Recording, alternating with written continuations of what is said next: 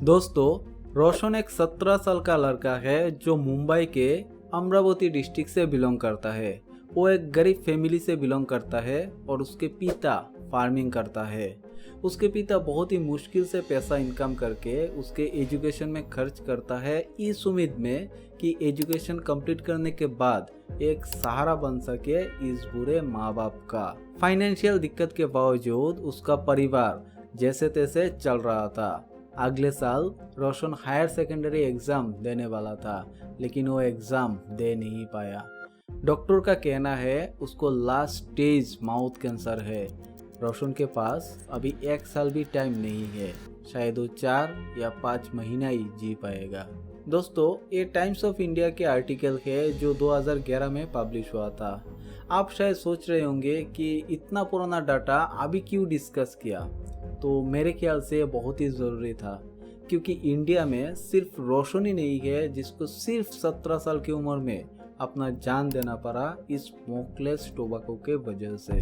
11.9% बच्चे जिनका एज सिर्फ 13 से 15 साल के बीच है, वो भी रेगुलर बेसिस में गुटखा को कंज्यूम करता है। हर 2 सेकंड में एक बच्चे अपने लाइफ में फर्स्ट टाइम गुटखा एक्सपीरियंस करता है, और ये इंडिया के डाटा है। और जितना टाइम मुझे ये लाइन बोलने में लगा, इतना टाइम में और 3-4 बच्चे अपने लाइफ में गुटखा को एक्सपीरियंस कर लिया होगा।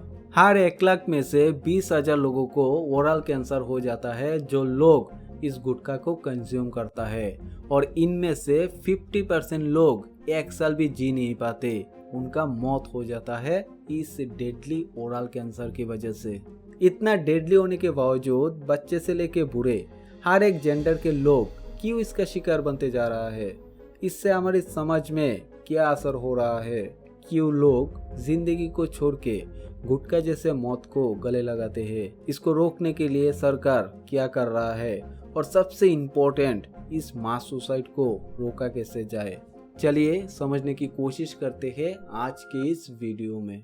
देख लीजिए, 9th क्लास में पढ़ता है और गुटखा चबा रहा है ना जी। और गुटखा खा रहे हो, मर जाओगे तो? शाहरुख खान मरबे नहीं किया तो हम कैसे मर जाए? गुटखा खाते हैं जी। गुटखा खाने से लोग का तबीयत तो खराब होगा। तबीयत खराब होता है, लेकिन काम करने में एनर्जी आता है, सब मजा आता है। गुटखा मुंह में काम करो। सबसे पहले चलिए समझते हैं कि गुटखा आखिर है क्या।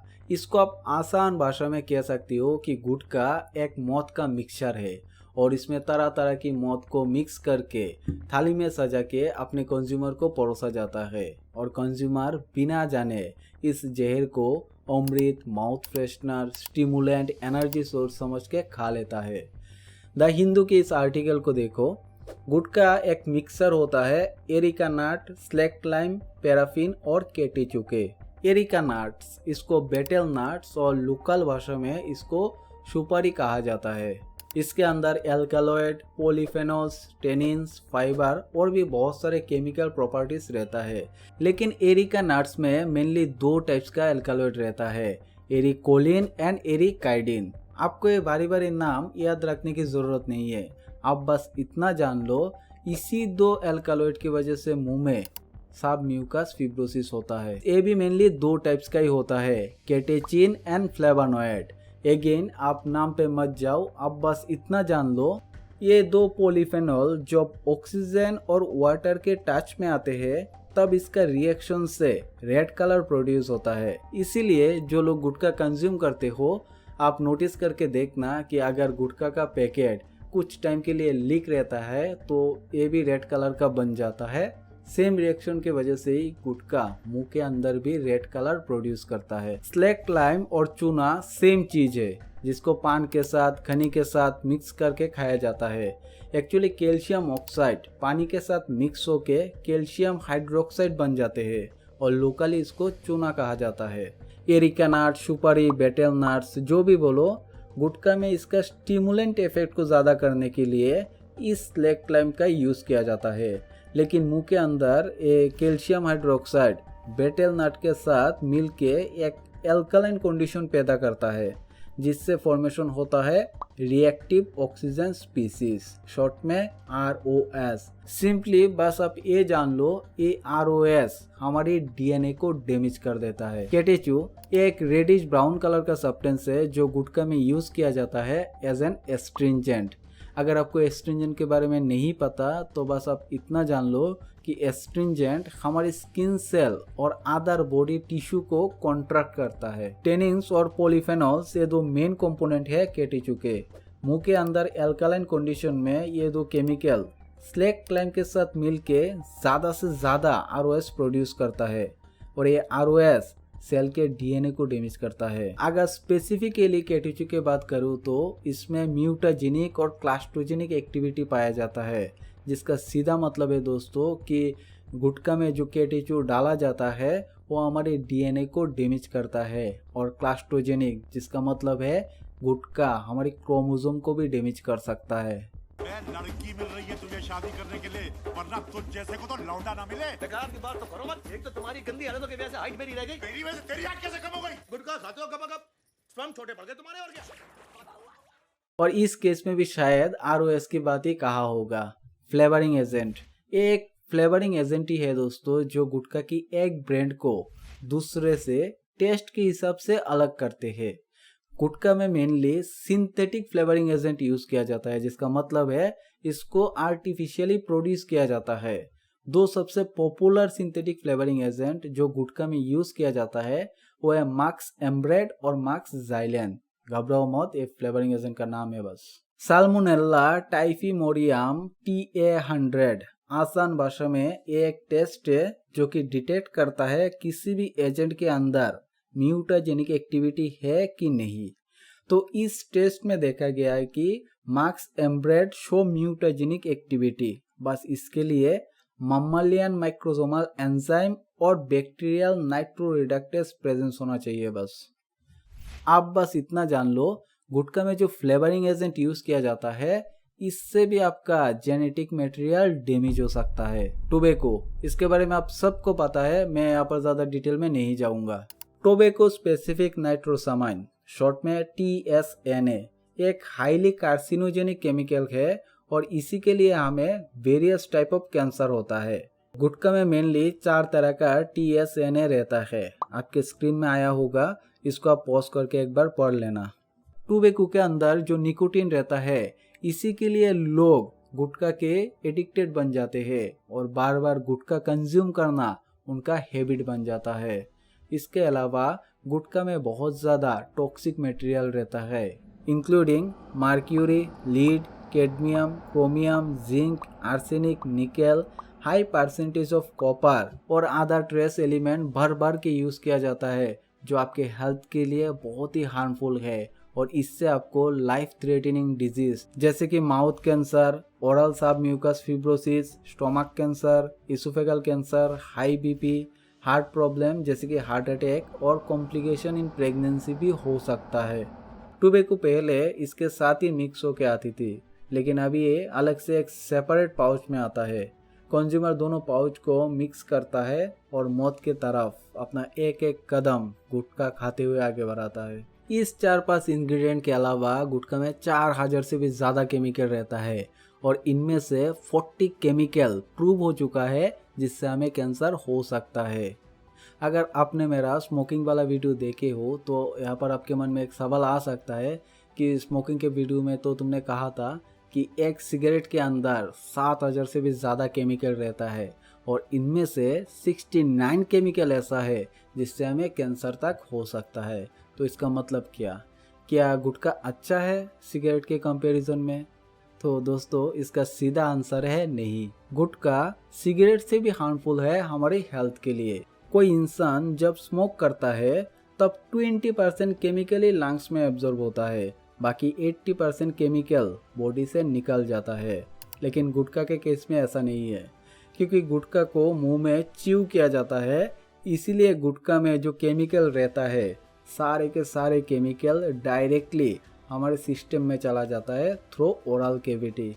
सिस्टम में जाने के बाद गुटखा इंसान को अंदर ही अंदर से मारने लगते हैं। इससे प्रीमेच्योर डेथ, ओरल कैंसर जैसे बहुत सारे डेडली डिजीज हो जाता है। दोस्तों, गुटखा में जो जो केमिकल और इंग्रेडिएंट यूज़ किया जाता है, अगर मैं इस सब को एक्सप्लेन करने जाऊं तो शायद ऐसा 10 वीडियो भी कम पड़े इसको पूरी तरह से समझाने के लिए।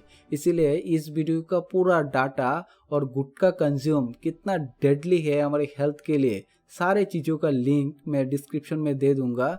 अगर आपको टाइम मिले तो एक बार इसको ज़रूर चेकआउट कर लेना। मोटे मोटे तौर पे कहूँ तो गुटखा पान मसाला असल में सुसाइड मसाला है, और इसमें जो तरह तरह का इंग्रेडिएंट है वो असल में तरह तरह का जहर है, जो काफ़ी है किसी स्कूल स्टूडेंट से लेके हर एक एज ग्रुप के लोगों को एडिक्टेड बना के उसको मारने के लिए। गुटखा के पैकेट में साफ साफ लिखा रहता है कि tobacco is injurious to health, tobacco causes cancer, लेकिन फिर भी लोग इसको कंज्यूम करते हैं। आखिर क्यों? इसके लिए एक रीज़न हो सकता है एजुकेशन। जो लोग गुटखा कंज्यूम करता है उनमें से ज़्यादातर लोगों को पता ही नहीं है कि गुटखा कितना डेंजरस है उनके हेल्थ के लिए। उनमें से ज़्यादातर लोगों को तो यही लगता है कि गुटखा एक माउथ फ्रेशनर है। उनमें से कुछ लोगों को तो ये भी लगता है कि गुटखा से ज़्यादा डेंजरस तो स्मोकिंग है, और वो लोग स्मोकिंग को छोड़ के गुटखा में शिफ्ट हो रहा है। लेकिन मैं फिर भी उन लोगों से कहना चाहूँगा कि gutkha is more dangerous than smoking. हालांकि any form of tobacco consume leads to cancer, चाहे वो गुटखा हो या स्मोकिंग। ट्रेडिशनली हमारी सोसाइटी में बहुत पहले से ही पान खाया जाता है, जिसका भी बेसिक इंग्रेडिएंट मोटा मोटा तौर पे गुटखा जैसा ही है। इनफैक्ट ट्रेडिशनली हमारे देश में जो पान खाया जाता है इसी से इंस्पायर होकर गुटखा मार्केट में आया है, with more ingredient, more deadly chemical. इसीलिए हमारी सोसाइटी में गुटखा को लेके एक नेचुरल एक्सेप्टेंस पहले से ही मौजूद है। सिगरेट के केस में हो सकता है कि कोई अपना पिता माता या फिर बड़ों के सामने ना खाए, लेकिन गुटखा के केस में ऐसा नहीं है। गुटखा ज़्यादातर केस में खाया जाता है, क्योंकि गुटखा हमारी हेल्थ के लिए हार्मफुल है ये उनको पता ही नहीं है। गुटखा तो माउथ फ्रेशनर है ना। तो लैक ऑफ नॉलेज और लैक ऑफ अवेयरनेस एक रीज़न हो सकता है गुटखा कंज्यूम का, लेकिन ये एक लौता रीज़न नहीं हो सकता। इंडिया में 16.5 मिलियन अर्बन पॉपुलेशन गुटखा कंज्यूम करता है। इसीलिए आप नोटिस करके देखना, वेल एजुकेटेड लोग भी आपको अक्सर गुटखा खाते हुए मिल जाएगा, जिनको पता है गुटखा कितना डेंजरस है उनके हेल्थ के लिए। सेकेंड रीज़न हो सकता है price and easy availability. India में 53.9 million man, 11.1 million women, 48.6 million rural population और 16.6 मिलियन अर्बन पॉपुलेशन गुटखा कंज्यूम करता है। इंडिया में ज़्यादा गुटखा कंज्यूम करता है लोअर सोशियो इकोनॉमिक क्लास के लोग। इंडिया की हर एक कॉर्नर में आपको गुटखा मिल जाएगा बहुत ही अफोर्डेबल प्राइस में। इसका प्राइस ज़्यादातर 5 से 10 रुपये में स्टार्ट हो जाता है, और इसीलिए एक इजी और अफोर्डेबल जरिया बन जाता है स्कूल और कॉलेज स्टूडेंट के लिए, क्योंकि ये बहुत ही कम प्राइस में आते हैं, तो इसको हर कोई परचेस कर सकता है। और थर्ड है इसका स्मार्ट एडवर्टीजमेंट। वैसे इसको लेके एक वीडियो आने वाला है, इसको देखने के लिए चैनल को सब्सक्राइब कीजिए और इस वीडियो को लाइक कीजिए। आप देखना, गुटखा को ज़्यादातर बड़े बड़े सेलिब्रिटी के द्वारा प्रमोट किया जाता है, और इसको इस तरह से प्रेजेंट किया जाता है जैसे कि कोई एक हेल्थी माउथ फ्रेशनर है। इसका bright colour packaging, smart presentation, बड़े बड़े सेलिब्रिटी के द्वारा प्रमोशन, ये एक बहुत बड़ा रीज़न है इंडिया में गुटखा कंज्यूम के पीछे, स्पेशली स्कूल और कॉलेज स्टूडेंट में, क्योंकि इस उम्र में सही और गलत चीज़ों के डिफरेंस को समझने में अक्सर ज़्यादातर स्टूडेंट कंफ्यूज हो जाते हैं। ज़्यादातर स्टूडेंट और इनफैक्ट इंडिया में बहुत सारे लोग आज भी मानते हैं कि उनका फेवरेट स्टार अगर कुछ दिखा रहा है तो अच्छा ही होगा। अगर फेवरेट स्टार गुटखा को माउथ फ्रेशनर कह रहा है तो वो माउथ फ्रेशनर ही होगा। इंडिया में 2013 तक 24 स्टेट और 3 यूनियन टेरिटरीज गुटखा के सेल, मैन्युफैक्चर, डिस्ट्रीब्यूशन और स्टोरेज के ऊपर बैन लगा दिया। इस हिसाब से 2013 के बाद इन 24 स्टेट और 3 यूनियन टेरिटरीज में ना कोई गुटखा को मैन्युफैक्चर कर सकता है, ना दुकानदार गुटखा को बेच सकता है। बेचना तो दूर के बाद दुकानदार गुटखा को स्टोर करके भी नहीं रख सकता। लेकिन ये सब कुछ बस पेपर में बंद होके रह गया। रियलिटी में इसका क्या हाल है आप खुद अपने गली मोहल्ला में जाके देख सकते हो। जो जो स्टेट गुटखा को बैन किया उनमें से कुछ स्टेट और यूनियन टेरिटरीज का नाम मैं बताता हूँ। फुल लिस्ट आप डिस्क्रिप्शन में जाके देख लेना। Andhra Pradesh, Arunachal Pradesh, Bihar, Assam, Delhi, Karnataka, Uttar Pradesh and waste Bengal. ये उन स्टेट है जो गुटखा को बैन किया है, लेकिन रियलिटी क्या है ये आपको अच्छे से पता है। अगर गुटखा कंज्यूम को रोकना ही है तो सिर्फ पेपर में बैन लगाने से कुछ नहीं होगा, इसको सही तरह से इम्प्लीमेंट भी करना होगा। गुटखा सिर्फ हमारी हेल्थ ही नहीं बल्कि हमारी समाज के लिए भी बहुत डेडली है। इसका एक छोटा सा एग्जांपल देता हूँ। साल 1937 और 1942 के बीच हुगली नदी के ऊपर बनाया गया था एक super structure, the iconic Howrah bridge. पिछले 80 साल से कोलकाता का ये हावड़ा ब्रिज अपने मजबूती के साथ खड़ा है और हर दिन अराउंड 5 लाख पेडिट्रेशियन इस आइकॉनिक ब्रिज को यूज करता है अपनी डे टू डे काम के लिए। लेकिन गुटखा की वजह से हमारा 80 साल पुराना आइकॉनिक हावड़ा ब्रिज में अभी कोरूजन देखने को मिलता है। ऐसे ढेरों एग्जाम्पल है गुटखा कैसे हमारी हेल्थ और समाज को खराब कर रहा है। Thank you.